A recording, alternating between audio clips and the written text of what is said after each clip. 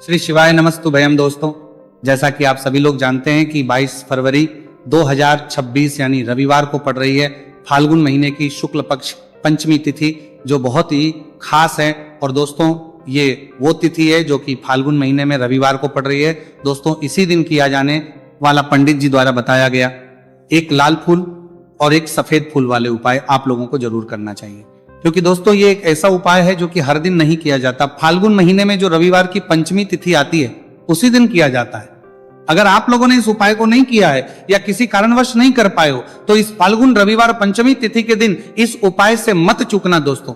देखिए ये दिन इतना खास होता है, कितना महत्वपूर्ण होता है। देखा गया है कभी कभी बड़े बड़े पूजा पाठ अनुष्ठान से जो मनोकामना पूर्ण नहीं होती है वो फाल्गुन रविवार के दिन एक छोटे से करने से ही आपकी मनोकामना पूर्ण हो जाती है।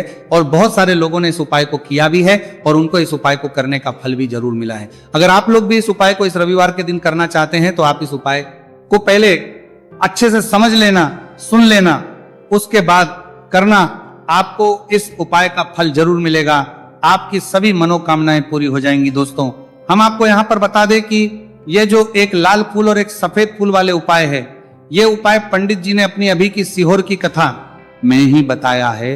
उपाय को करने से आपके घर में चाहे किसी भी प्रकार की दुहक और समस्या क्यों ना चल रही हो, आपको उसका कारण भी नहीं पता है कि भाई ये समस्या किस कारण से चल रही है। उसका कुछ भी कारण हो सकता है, जैसे पितृदोष हो सकता है, काला सर्प दोष हो सकता है, या किसी भी तरह का मंगल दोष भी हो सकता है। और भी बहुत तरह के दोष होते हैं, कुछ भी हो सकता है। पर आपको इस उपाय को करने के लिए अपने दोष को पता लगाने की भी जरूरत है।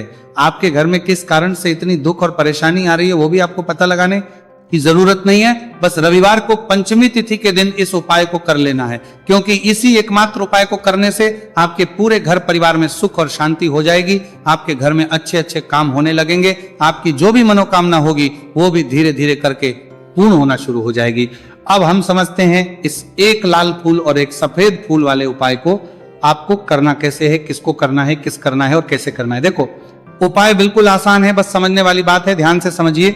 उसके बाद ही आप लोग जो है इस उपाय को जरूर कीजिएगा। सबसे पहली चीज हम लोग ये समझते हैं कि इस एक लाल फूल और एक सफेद फूल वाले उपाय को इस आने वाली रविवार पंचमी तिथि के दिन किसको करना है। तो देखिए इस उपाय को घर के सभी सदस्यों को करने की बिल्कुल भी जरूरत नहीं है। घर में से कोई एक मुख्य बड़ा सदस्य इस उपाय को करेगा तो उस घर परिवार के सभी सदस्यों को इस उपाय को करने का फल मिल जाएगा। पर वो बड़ा सदस्य कौन होगा, कौन व्यक्ति इस उपाय को करेगा, तो यहां पर देखिए हम आपको बता दें, घर की जो बड़ी माताएं बहनें होंगी, घर की बड़ी माताओं बहनों में से कोई भी एक माता बहन इस वाले उपाय को कर सकती है। अपने पूरे घर परिवार के लिए घर में सभी सदस्यों को इस उपाय को करने की जरूरत नहीं है। मात्र घर की जो माताएं बहनें हैं उनमें से कोई भी एक माता बहन इस वाले उपाय को करेगी तो उसके घर परिवार के पूरे सदस्यों को इस उपाय का फल मिलेगा। अगर किसी कारणवश माताएं बहनें घर में उपस्थित ना हो या वो इस उपाय को ना कर रही हो, कुछ दिक्कत हो, तो भाई उस जगह पर फिर घर का कोई बड़ा व्यक्ति भी इस उपाय को कर सकता है। माताओं बहनों के कहने का मतलब यह था कि माताएं बहनें घर की लक्ष्मी होती हैं। जब घर की लक्ष्मी कोई उपाय करती है तो निश्चित ही भगवान शिव जी जल्दी प्रसन्न होते हैं और उपाय का फल में बहुत जल्दी और बहुत बड़ा करके भी यहाँ पर देते हैं। तो आप लोग ये बात समझ गए होंगे। अब हम ये बात समझते हैं कि इस वाले उपाय को हमें करना किस समय है। एक लाल फूल और एक सफेद फूल वाले उपाय को हमें पंचमी तिथि के दिन करना की समय है। तो देखिए इस उपाय को करने का जो समय है, सुबह का समय भी है और शाम का समय भी है। अब देखिए यहां पर हम मुख्य रूप से सुबह का समय नहीं बोलेंगे, क्योंकि देखिए ये जो पंचमी तिथि है और आप सभी लोग जानते हैं रविवार पंचमी तिथि के दिन का प्रदोष काल का मतलब शाम का जो समय होता है ना, इस दिन भगवान शिव जी का सबसे प्रिय दिन होता है। तो आप लोग इसे एक लाल फूल एक सफेद फूल वाले उपाय को सुबह के समय भी कर सकते हो और शाम के समय प्रदोष काल में भी कर सकते हो। सुबह के समय अगर कर रहे हो तो 10 या फिर 11 बजे तक भी अगर उपाय करोगे तो भी आपको उपाय का फल मिलेगा। वही अगर शाम के समय कर रहे हो तो इस दिन जरूर शाम के समय का ध्यान रखना कि शाम के 6 बजे से लेकर 7 बजे के बीच में अगर आप इस उपाय को कर सकते हो तो बिल्कुल कर लेना, पूरी कोशिश करना। पर अगर किसी कारणवश इस समय के बीच में ना कर पाओ तो रात 8 बजे तक भी अगर आप उपाय को करोगे तो आपको उपाय का फल जरूर मिलेगा। ये बात आपको समझ आ गई कि आप इस उपाय को सुबह और शाम दोनों समय कर सकते हो। मतलब करना आपको एक ही समय है। घर में से किसी एक ही बड़े व्यक्ति को करना है, एक ही बार इस उपाय को करना है, दोनों समय नहीं करना है। आपको जो समय अच्छा लगे आप उस समय पर इस वाले उपाय को कर सकते हैं। तो चलिए जानते हैं इन विशेष उपायों के बारे में। लेकिन उससे पहले जो भी मेरे भाई मेरी प्यारी बहनें आज चैनल पर पहली बार आए हैं या मेरी आवाज आज पहली बार सुन रहे हैं, अगर आप भी महादेव के सच्चे भक्त हैं तो वीडियो को लाइक और चैनल को सब्सक्राइब जरूर कर लें और कमेंट बॉक्स में लिखें हर हर महादेव देखो। अब सबसे पहली बात आती है कि इस उपाय को हमें करना किस लिए है। जैसा कि हमने अभी आपसे बोला कि इस उपाय को करने के बाद आपके जीवन में बहुत सारी खुशियां आएंगी, आपकी मनोकामनाएं पूर्ण होंगी, आपकी धन की समस्या दूर होगी, आपकी पैसों की समस्या दूर होगी। अब देखिए, अगर आप लोग सोच रहे हो कि भाई हमें अपना घर बनाना है पर घर बनाने के लिए पैसा नहीं है, हमें गाड़ी लेना है पर गाड़ी लेने के लिए पैसा नहीं है, हमें जमीन लेना है पर जमीन के लिए पैसों की कमी पड़ रही है, अगर ऐसी ही दिक्कत परेशानी या किसी भी तरह की धन से जुड़ी हुई समस्या या पैसों से जुड़ी हुई समस्या अगर आपके जीवन में चल रही है तो ये उपाय निश्चित ही आपके जीवन में बहुत सारे फल लाकर दे सकता है। इसीलिए अगर आपके घर में बहुत ज्यादा दिक्कत समस्या परेशानी चल रही है, धन से जुड़ी हुई, पैसों से जुड़ी हुई, धन की बहुत ज्यादा कमी आ रही है, पैसों की आवक नहीं हो रही है, तो भाई आप लोगों को इस वाले उपाय को जरूर करना चाहिए। घर में से किसी एक भी बाबे व्यक्ति को अब इस उपाय में करना क्या है वो सबसे पहले हम लोग जान लेते हैं। उपाय की सामग्री हम लोग सबसे पहले जानते हैं कि इस उपाय में किस किस चीज की आवश्यकता पड़ेगी। तो देखिए, उपाय का नाम तो एक लाल फूल और एक सफेद फूल वाला उपाय है, पर इस उपाय में कुल मिलाकर 4 सामग्री हमें लगने वाली, जो कि पंडित जी ने खुद सीहोर वाली कथा में बताया है। और जो हम आपको उपाय बताते हैं वो पंडित जी द्वारा बताए गए होते हैं, अलग से हम कुछ भी नहीं बताते हैं। तो यहां पर हम लोग समझते हैं कि इस उपाय की सामग्री क्या है। तो देखो, उपाय की जो सामग्री है वो 4 सामग्री है, जिसमें से सबसे पहली सामग्री है एक बेलपत्र। देखो, बेलपत्र क्या होती है? बेलपत्र जो शिव की शिवलिंग पर चढ़ती है। दूसरी चीज है एक शमी पत्र, शमी पर शिवलिंग पर ही चढ़ता है। तीसरी चीज है दोस्तों एक लाल फूल, उपाय का नाम है, तो एक यहां पर आपको लाल फूल लेना है। अब ये लाल फूल कौन सा लेना है? देखो, शिवलिंग के ऊपर जो लाल फूल चढ़ता हो उनमें से कोई भी एक लाल फूल पसंद कर लेना और वो कहीं से तोड़कर या कहीं से खरीद कर लेकर आना और उस लाल फूल को उपाय में प्रयोग कर लेना। उसके बाद में एक सफेद फूल का विशेष रूप से ध्यान रखना। जो सफेद फूल शिवलिंग पर चढ़ता हो सिर्फ वही सफेद फूल लेकर आना, इसके अलावा कुछ मत लेकर आना, लेकिन केतकी का मत लेना। तो एक एक मात्रा में ही आपको ये चारों सामग्री चाहिए, एक बेलपत्र, एक शमी पत्र, एक लाल फूल और एक सफेद फूल। ये चारों सामग्री आप लोग तैयार करके रख लें। प्रदोष काल में या सुबह के समय जब भी आप इस उपाय को कर रहे हैं, जैसे ही आपके उपाय की सामग्री तैयार हो जाती है तो क्या हम सीधा उपाय को करने के लिए इन चारों सामग्री को उपाय करने के लिए जा सकते हैं? नहीं। तो यहां पर आपको इस बात का ध्यान रखना है कि हम भगवान शिव जी को प्रसन्न करने के लिए तो जा रहे हैं, हम अपनी मनोकामना को पूर्ण करवाने के लिए तो जा रहे हैं, पर हमें यह दर्शाना बिल्कुल भी नहीं है कि हम सिर्फ अपने फायदे के लिए भगवान शिव जी के मंदिर में आए हैं। इसलिए हम इस उपाय को करने के साथ साथ में भगवान शिव जी की पूजन अर्चना के लिए कुछ सामग्री भी जरूर लेकर जाएंगे। जैसे कि सुबह समय अगर आप उपाय को कर रहे हो, इस एक लाल फूल और एक सफेद फूल वाले उपाय को, तो भाई सुबह के समय आपको 1 लोटा जल लेकर जाना है। जो लोग प्रतिदिन शिव जी के मंदिर जाते हैं, पूजन अर्चना करते हैं, जल चढ़ाते हैं, फूल बेल पत्र सब कुछ चढ़ाते हैं, भाई वो अपनी पूजन अर्चना वैसी की वैसी करना। बाकी जो सिर्फ उपाय को करने के लिए जा रहा है, जो कुछ भी लेकर नहीं जा रहा है, उसे कम से कम 1 लोटा जल अपने घर से भर कर लेकर जाना, अगर आप उपाय को कर रहे हो, है ना। क्योंकि इस वाले उपाय को आप भगवान शिव जी की पूजन अर्चना करने के बाद ही करना। वहीं अगर बात करें शाम के समय की, अगर कोई व्यक्ति शाम के समय प्रदोष काल में इसी नहीं करना वाले उपाय को कर रहा है, तो भाई आपको मात्र 1 घी का दीपक तैयार करना है। ये बात हम हमेशा बोलते हैं, शाम के समय प्रदोष काल में कोई कर रहे हो ना, तो दीपक का विशेष महत्व होता है। रविवार पंचमी तिथि दिन का प्रदोष काल में जो भी व्यक्ति दीपक जलाता है ना भगवान शिव जी के मंदिर में, भाई उसके जीवन से सारी दुख और परेशानियां भी दूर होती हैं। तो भाई इस दिन दीपक का विशेष रूप से ध्यान रखना आप लोग।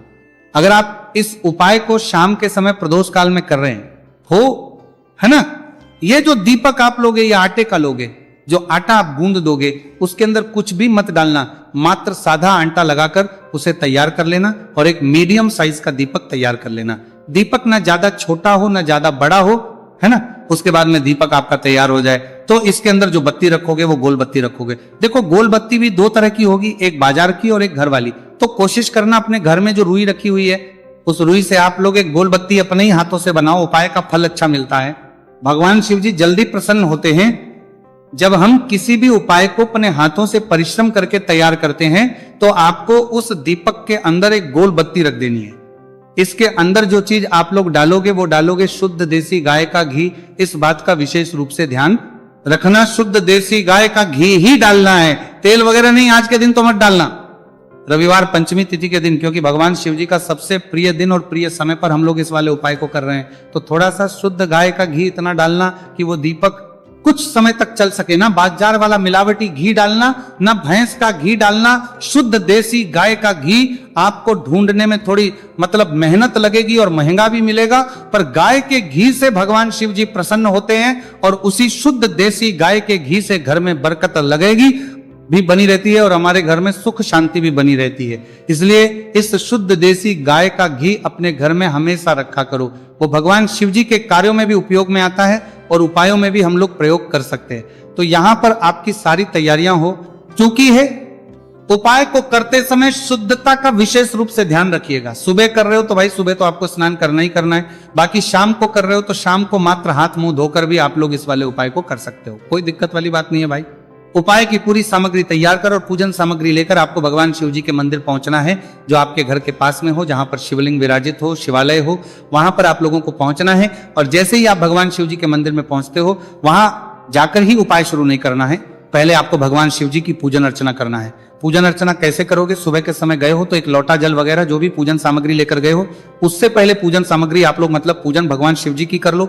जो व्यक्ति सिर्फ एक लोटा जल लेकर गए हैं, वो शिव जी के शिवलिंग पर मात्र एक लोटा जल एक धारा से धीरे धीरे करके चढ़ा लो। अपनी पूजन अर्चना आप लोग जो है पूरी कर लो पहले। उसी के बाद अगर आप शाम के समय कर रहे हो तो पहले जाकर बैठना है।